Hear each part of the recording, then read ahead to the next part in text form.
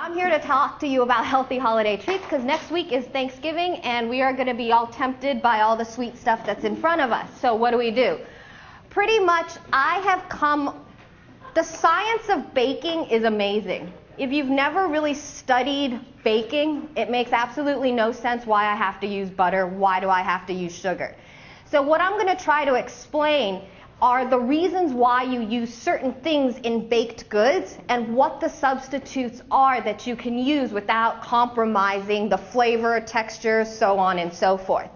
Everything that you guys are eating right now is the Tassie ones are under 100 calories, and then the chocolate cupcake is 100 calories, and the biscotti is about 50.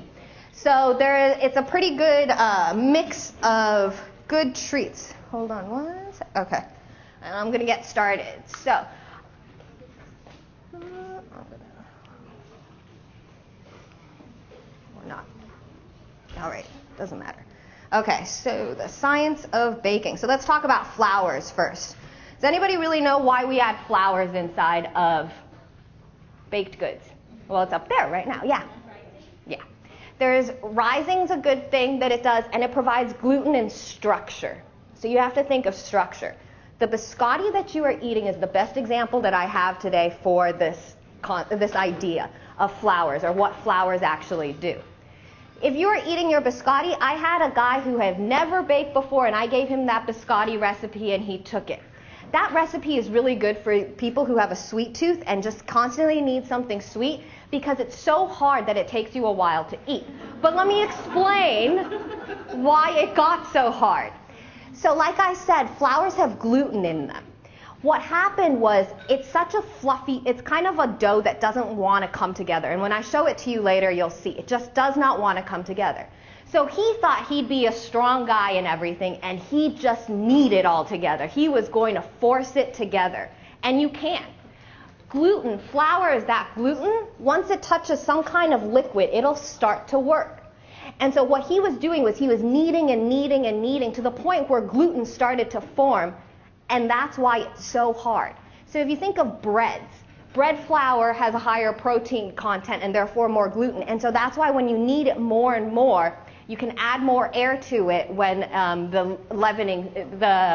the leavening agents. So then let's talk about sugars. Sugar is something that I'm going to go into a lot of detail about, just because it's one of those things that you guys can actually make a difference on. So it keeps baked goods moist and promotes browning, which we know, and it prevents the flour protein from joining and making the gluten. So if you add a lot of sugar, think of cookies, thin cookies. If you add a lot of sugar, what happens is you get a cookie that's not really crunchy anymore. It's almost chewy and soft. And the reason is because of the extra sugar you're adding in there, helping the flour not form a gluten. So you get chewy as opposed to chewy as in it falls apart, not chewy like bread chewy. Alrighty. Sugar, this is the most important thing for you to remember. Sugar, if you ever look at it, looks like little knives. And it cuts into butter a certain way that you cannot replicate, unfortunately. Sugar has a property, and it's like little shards of glass. The closest one to sugar is xylitol, or there's another one that I'll show you. But pretty much it does something for you. It's actually cutting into the butter and creating a process that you can't really get with anything else. And then when sugar is present, about 2 tablespoons per cup of flour, that's when the proteins begin. Alrighty. So fats. Fats are tenderizers. They coat the proteins in flour, preventing them to bond with the water and form gluten. Oils or other fats, they coat the flour's protein better than butter does, which explains why oil-based cakes are moister. So if you've ever noticed, like a caked box mix always tastes better than a regular cake, first of all, there's a lot of additives into it, but also the main reason is because you're using oil. Here's a trick. If you like moist cakes, stick them in the refrigerator one day overnight and you're fine. You have a moist cake.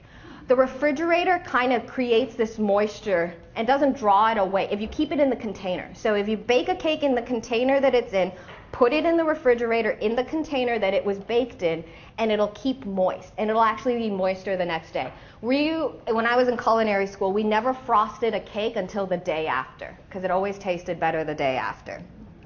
Alrighty.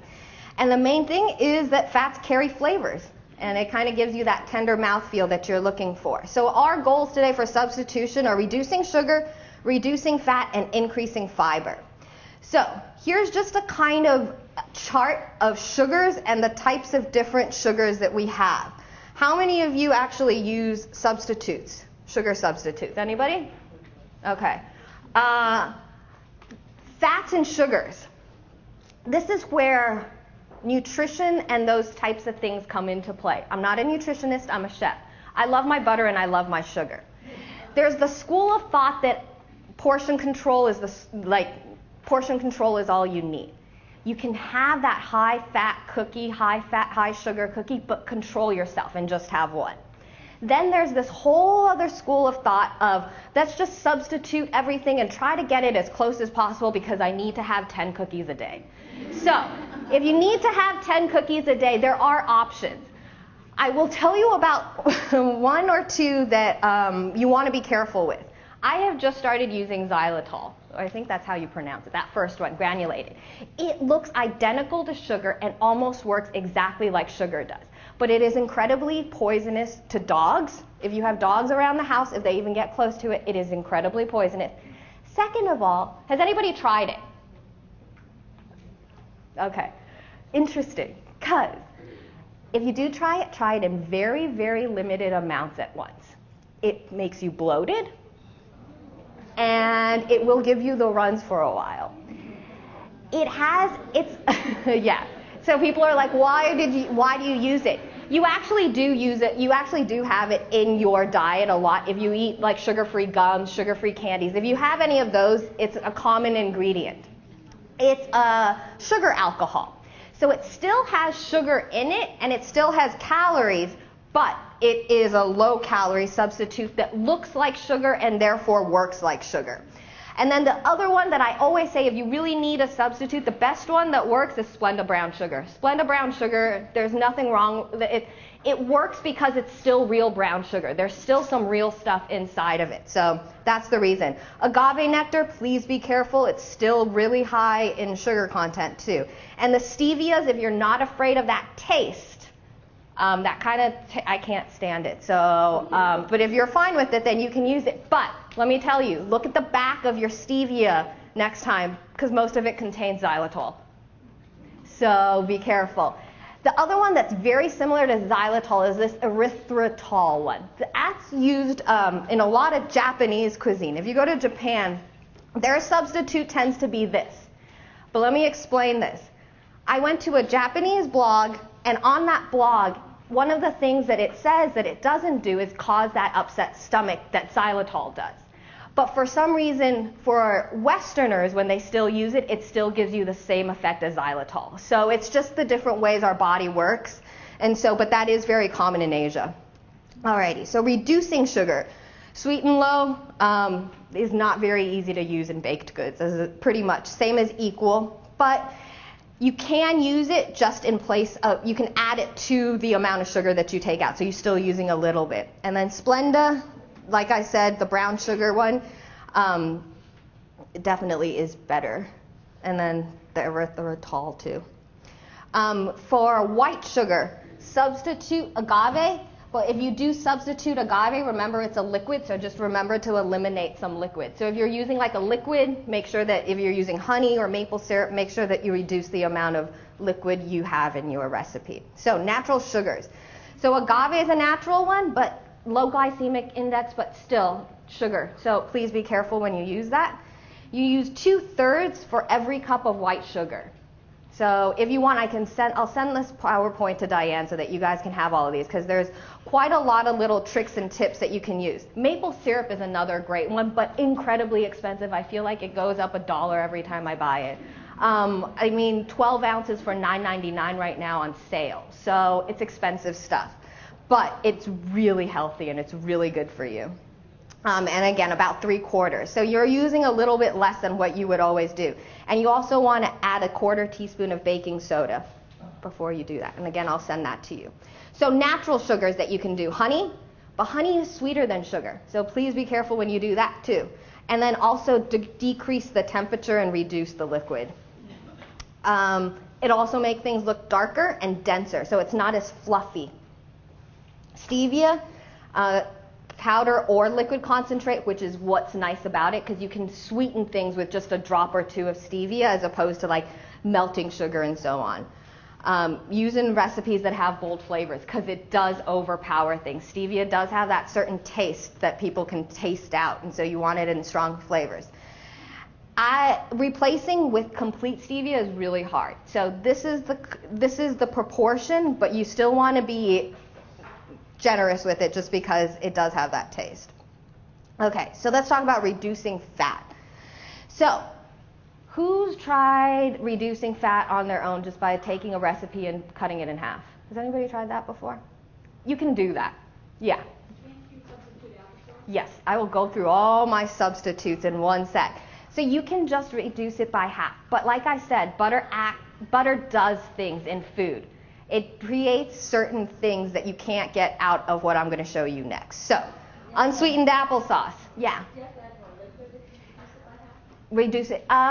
Sometimes, because if you reduce, when I say start by reducing by half, I mean half of it will be butter and half of it will be the applesauce or whatever substitute that that's what I mean by that. Sorry about that. So if you have a recipe that calls for 1 cup of butter, start with half a cup of butter and half a cup of fruit puree or prune puree or prune butter. Go online, search prune butter. Prune butter is a great recipe if you have chocolate desserts. Prunes are a lot of fiber, and so that's a good butter that you can add to make brownies with.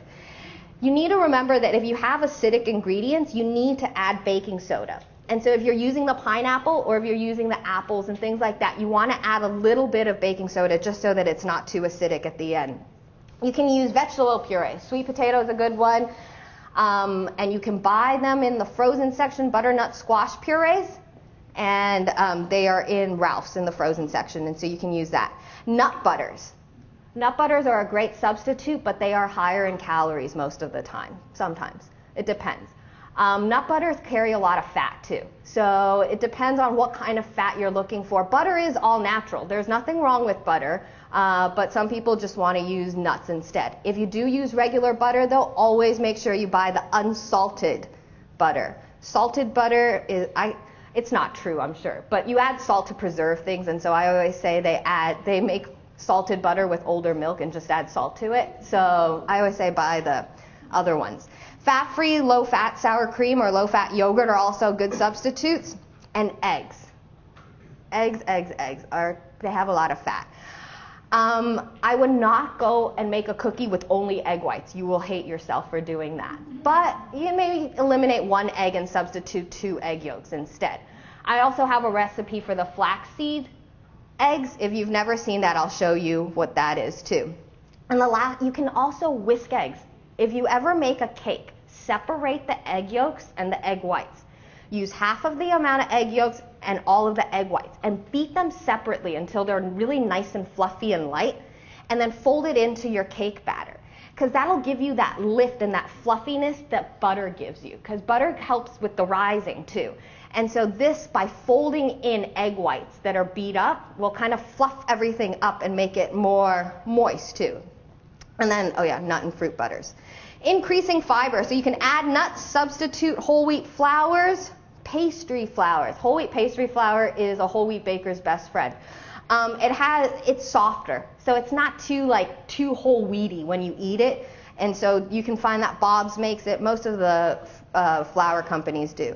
You can add vegetable and fruit purees. Okay, so now let's talk about alternatives to flours. You guys had a quinoa flour in your walnut tart thingy-majig, so I'm going to show you guys how to do that in a sec. But here's just kind of what you can do. So you substitute 1/3 of the amount of total. Sorry, the first one's blue. But all of them, just substitute a little bit of it at once. depending on what it is that you're making. If it's an item that doesn't need much body, and when I say body, I mean like something that needs lift or anything, you can almost go all quinoa flour. Like you can probably make the biscotti with all quinoa flour because you're not looking for too much of a lift. You have to think that baking soda and baking powder are helping things rise. If the weight of the thing that's rising is too heavy, it won't rise. So you just have to kind of play around with it. And nut flours are incredibly heavy too. So other ideas for frostings, you can use cream cheese or meringues. Meringues are great, like Swiss meringues without butter, because you can have the butter creams and then they add butter. Use beans in place of flour. So you can use red beans, black beans, anything. Brownies are the greatest way to do it. And I did that with the black bean brownie the other week. This one's great. This is the reason why I made the biscotti, because I thought I would tell you. Take that biscotti recipe that I made, or that pumpkin biscotti, and put it in a food processor and just pulse it a couple times. Take fruit of your choice, whether it be strawberries or whatever. Dip it in chocolate and just roll it in the biscotti. You've eliminated about all the calories that you would normally get out of a cookie, and you're adding a fruit to it. So you can take crunchy things and pulse them and make them kind of lighter, get more out of it, and mix it with fruit. And that way you're not only eating that sweet thing, you're eating like the fruit with the sweet.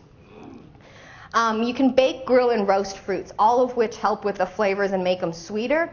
And then portion control is the main thing. So I'm going to show you guys how to make the desserts. How did everything taste today? Good? Good? Okay. I'm going to go over here. So if you guys want to turn your chairs around and follow me on this side, I'm going to show you what I made. I am going to show you the crust first, or the nut crust first, and the quinoa. Good? Right here? Okay. So you guys all have the recipes. My email address is on the bottom, so if you need something from me, just email me and I will send it your way.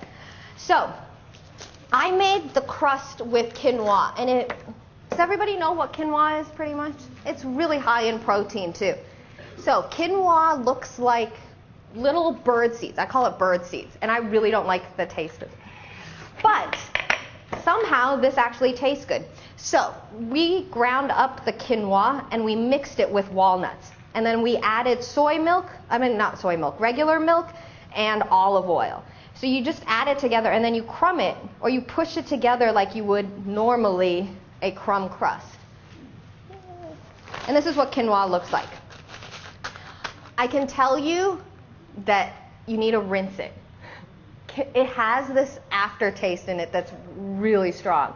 So rinse it really, really, really well before you use it. And then I just take this and toast it. You can toast it in the oven until nice and brown. And then just take, unfortunately, a Vitamix blender. You do need a Vitamix. Or something that can make a flour out of this. And so you take this and you just toast it. And you can even toast it on the stovetop. And the way that you would toast it on the stovetop is, I will show you in one sec. You can just grab a clean pan and just put it on here and go for it. This is how you toast most things. If you like toasting in the oven, perfectly fine, but please pay attention. With this, I'm forced to watch it, whereas in the oven, it's covered, it's gone, and I only know it's burnt because I smell it. So this helps a lot more. You can toast your spices the same way too. And so then you take this cooled, because what's going to happen is the heat will draw out oils. And if you puree it, what ends up happening is you get almost a quinoa butter then. It doesn't have as much oil like nuts do, but it still has a little. So you don't want to puree it, you don't want to heat it and then quickly grind it. So I've ground that and I added walnuts inside of it too. And then you just get a mini tin, a mini muffin tin. Oh yeah, and you have to spray. We had an issue with this the other time. So please make sure, or else butter it, or you can buy your own spray bottles and you can put olive oil inside of them at like not at Trader Joe's, at Costco. It's called the Mist Away, I think, or Salad Mister. And so you just take this, and then I'm just going to take some and fill it. Just like that. And then the filling is pecans, cranberries, eggs, and corn syrup. This does still call for the corn syrup. There's no substitute for what corn syrup does, unfortunately. It's just like there's no substitute for, oh gosh, I'll think of another one. But Crisco is one of the few things that has a certain effect on food. Corn syrup does too. What corn syrup does is it gives you a softness and chewiness, but it doesn't break apart. And so you can't get that with many other things. Agave, you might be able to, but the only thing is that those things also are they act differently. And so play around with it, but I wouldn't necessarily substitute the corn syrup in here. You can cut it down, though, if you want. So then all you're going to do is you're going to take this filling, and it's very little filling that you actually mix inside. So it has egg in there, too. And then you're just going to fill it in the middle, just like that. And then pop it straight in the oven, and you're ready to go. And so that's all there is for the quinoa. Any questions about that one? Okay. I'm going to continue toasting this. Alrighty. So now let's talk about I'll do the pumpkin biscotti last. 100-calorie chocolate cupcake. I have a suggestion for you. The recipe that we made, we used regular Hershey's cocoa. Try using Dutch processed. The Dutch processed will give you a little bit sweeter taste, and since you're adding the vinegar and baking powder, baking soda, you're safe with using Dutch processed. Dutch processed can be a little bit more expensive, and it's got the alkaline either removed or added, I can't remember. But one of them. But try the Dutch process. It'll make it a little bit sweeter if you don't think it's sweet enough, because some people didn't think it was sweet enough, that 100-calorie cupcake. It is 100 calories, and so you had to eliminate it somewhere. So let me show you what we need. A bowl. Regular bowl, yeah. Huh? Oh, yeah, sorry, no, these are better. Okay, so first things, let me talk to you about flours and dried goods. These things, a lot of recipes tell you to sift. We're past the sifting ages of our lives, I think. I find that a whisk does just as well. So just whisk. That's all you need to do. You just want to get all the big clumps out, and you just want to make sure that everything is well incorporated and mixed inside. So that is it for that. And for this one, you're going to stir, I don't have the milk, but you're going to add milk and the apple cider vinegar. What that does is it starts to make a buttermilk that isn't a buttermilk. So you get a buttermilk flavor out of it, but there's no actual buttermilk inside. We're out of milk. It's okay. Yeah, we used it to make hot chocolate. And so the acidity you add into the milk. And so then I'm going to add the rest of the ingredients. And so you're going to add sugar, brown sugar, and applesauce. So this is the one where we're going to add applesauce, and we're going to add vanilla too. If you are making desserts for people who are alcoholic, please try not to use vanilla extract. Anything that has alcohol, I don't care if you cook it for 15 hours on the stove, it will not take out alcohol completely. Alcohol, there's always going to be traces of alcohol. Vanilla is a #1 culprit. Any of those extracts always contain a lot of alcohol. So you want to look to make sure that what you're serving is something that your guests can have, okay? So this one isn't going to, yours is going to look a little bit more liquidy than that, thank you. But you're just going to mix that together, and I don't even have my cocoa powder. But there is. You have to look, but I believe that there is. Trader Joe's does one. Trader Joe's does have one that's alcohol-free. I do remember seeing it. So this is supposed to have cocoa powder in it, but all you're going to do is drop it inside of there, and you're ready to go then. Last one. Last one. It has all the good ingredients. So this is the biscotti recipe. First of all, do I have whole nutmeg in there? Can you grab me? There's a lot of spices that you guys should be using. Try to buy them whole. Yay. Cinnamon and nutmeg, sorry, are both things that we love to use in this kitchen.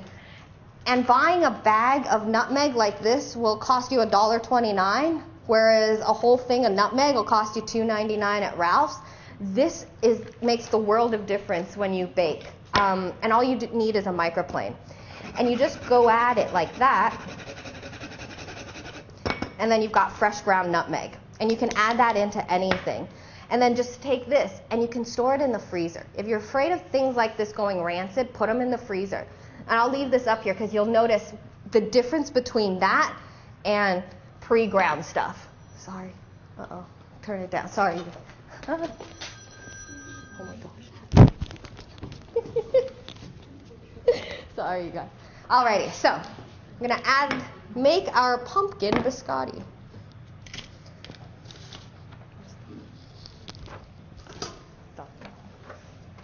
So I'm going to do the same thing. I'm going to mix my flours together first.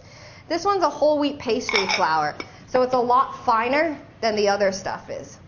Is it one egg yolk? One egg yolk or one egg?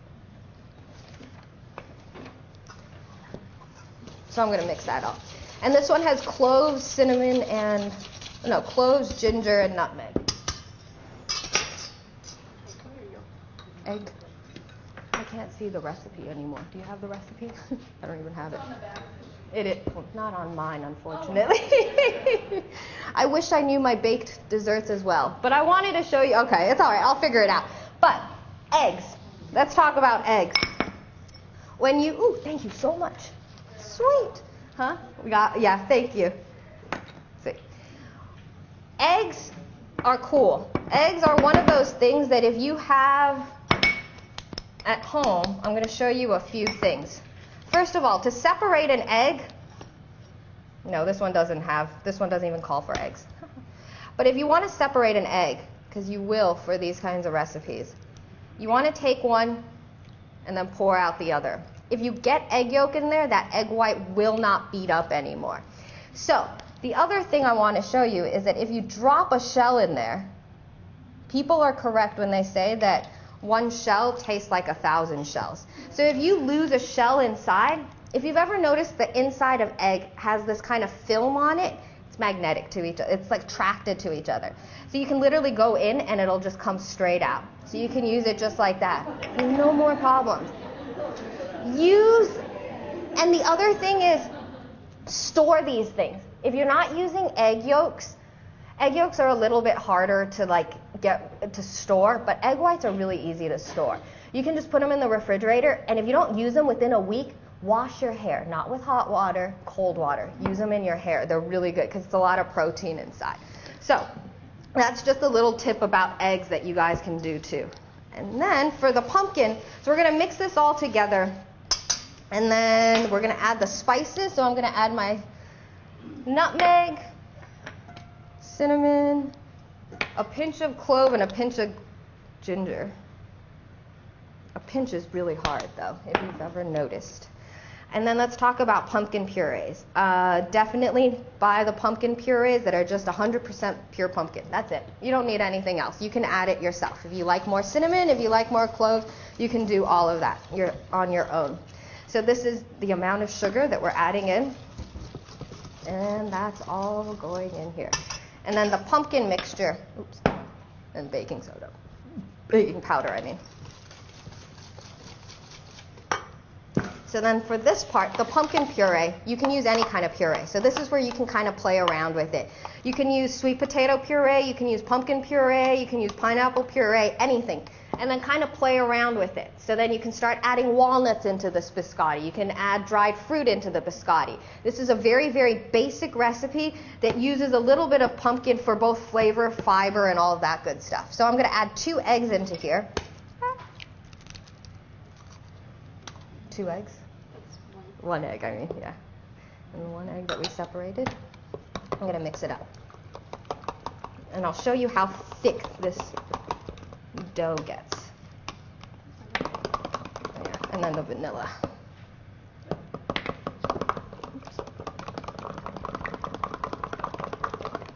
Oh, let's talk about ovens while I'm mixing this up. Convection for all of these desserts. There's nothing that needs egg whites. The only time you ever use, if you have a convection function on your oven. If you don't, that's fine. Just do bake. But The only time you never use convection is if you're using an egg white recipe, something that calls for a lot of egg whites that needs the lift, because the convection will blow it over. So I'm going to put this inside, and this is where it gets fun. I want you to also notice something about all my baked recipes. I never add salt. That's my own thing. I really find that we have too much salt in everything that we eat. Why add a 1/4 teaspoon for 2½ dozen cookies? Like, why? So I say just eliminate it. There are people, though, who are adamant that the salt helps with the flavor of the sugar because it cuts through the sugar. Well, then eliminate some sugar. You don't need anything to cut through anything. It's the balance. It's a balancing act. And the reason why is, I mean, we're just so used to adding salt into everything that we eat. So I say you don't need to. It's up to you, though. So do you see how thick this dough is? Or how it's not going to want to come together as well, as well as you want it to. So you're going to keep mixing it. But you don't want to overwork it. This is that dough that you guys had, and they overworked the gluten just a little bit too much, and so it made it a little bit more dry than normal. So I'm going to take this, and I'm going to form it into a loaf.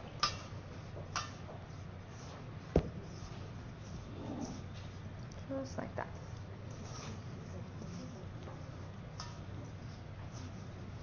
And then if you guys have never made biscotti before, biscotti is one of the healthiest cookies that you can get because they have almost no calories just because it's low sugar and no butter or oil really.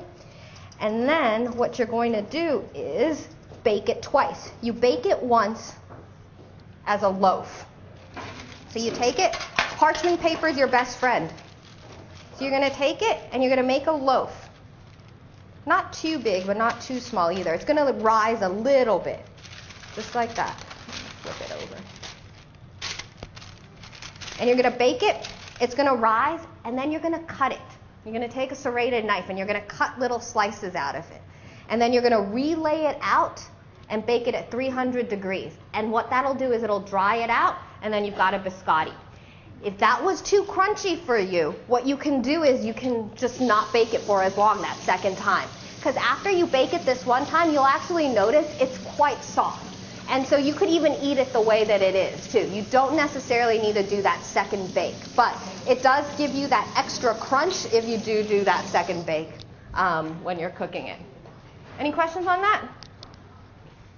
Yeah. Can you use something more than the whole wheat pastry flour, like you mentioned Yes. before? So then, yeah. So I would say, so for that one, I'd use the 3/4, so 1½ cups all-purpose flour. So I would say 1 cup. I would go like 1/2 cup or even 3/4 cup of a quinoa flour. Spelt flour is amazing. Spelt flour is one of the flours that they have decided acts almost identical to like wheat flours. So spelt is one of the best ones out there right now. The reason why we use these flours more than we do wheat flours is because of the over-processing of wheat that we go through here. We've used it so much in our diets and everything that we like to throw in different grains just to kind of mix our bodies up. Always buy unbleached flours though, please. There's bleach in almost everything we eat, and flour is the #1 culprit. Unbleached flour sometimes is cheaper than whole wheat flour, regular flour, so keep your eye out. And the other one is King Arthur flour makes a white whole wheat flour. And that one, I'll give people food and they're like, no, this is not whole wheat. And the reason why is because it doesn't look whole wheat. Well, they have actually created a wheat plant that has a white grain. It's not the brown. And so that's where it's from. It's actually from the wheat. There's no processing going on. They're not dyeing it or bleaching it to make it white. The wheat itself is white, and so it's a white wheat that they're getting the white whole wheat flour from. So find it. It's not that expensive. It's a pretty good one. And then fat substitutes. If you really, really need a fat substitute, Earth Balance, the vegan sticks. Those are like the closest I will go. And then if you really need a Crisco substitute and you've got a lot of money, Spectrum makes an organic Crisco. Don't ask me how it's organic, and I have no idea how you could make Crisco organic. It's a vegetable shortening, and it's made by Spectrum. Spectrum's the one that makes like the organic vinegars and oils and things like that. It's in that same section, usually like at a Sprouts or something, but usually a little thing of Crisco will cost you about $3.99. That thing will cost you $9.99. So it's expensive, but it works identical to Crisco, but I don't know how it's organic, so, or all natural or whatever it is. So, but I'm up here, so if you have any questions, come on up, but if not, take off. Thank you for coming, you guys.